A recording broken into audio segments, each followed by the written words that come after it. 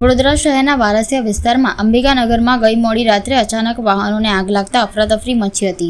RTO પાછળ આવેલી અંબિકાનગર સોસાયટીના પ્લોટમાં પાર્ક કરેલી 3 કાર અચાનક આગની લપેટમાં આવી ગઈ હતી। માહિતી મુજબ રાત્રિના સમયે ફટાકડા ફૂટ્યા જેવો અવાજ સાંભળાતા આસપાસના રહીશો ચોંકીને બહાર નીકળી આવ્યા હતા। બહાર જોયું ત્યારે ત્યાં પાર્ક કરેલી થાર કાર આગળના ભાગથી ધકધકતી થઈ ગઈ દેખાઈ હતી અને તેની બાજુમાં ઊભી 2 અન્ય કાર પણ ભડકતી આગમાં ઘેરાઈ ગઈ હતી। ઘટનાની જાણ થતાં ફાયર બ્રિગેડની પાણીગેટ ટીમ સ્થળ પર દોડી આવી હતી।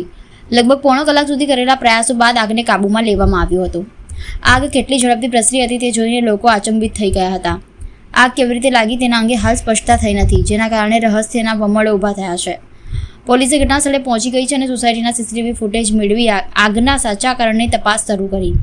સ્થાનિકોમાં આ ઘટનાને લઈને ભારે ચર્ચાઓ ચાલી રહી છે, જ્યારે પોલીસ આગના કારણો જાણવા તત્પરતા સાથે તપાસ આગળ ધપાવી રહી છે। આ society old RTO road Ganeshnagar સોસાયટીમાં 3 ગાડીઓ રાત્રે સળગવામાં આવી છે। રાત્રે બધા આજુબાજુવાળા આવીને ઘરે ઉઠાડતા હતા કે તમારી ગાડી સળગી રહી છે। મારી ગાડીને લીધે આજુબાજુની 2 બીજી ગાડીઓ બી સળગી ગઈ છે અને એક રિક્ષા બી સળગી ગઈ છે।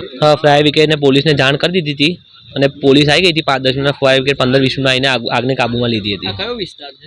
Ganeshnagar society, Varasiya ring road. ના એવું કશું ખબર નહીં, કોઈ સળગાઈ છે શું છે કશું ખબર છે નથી।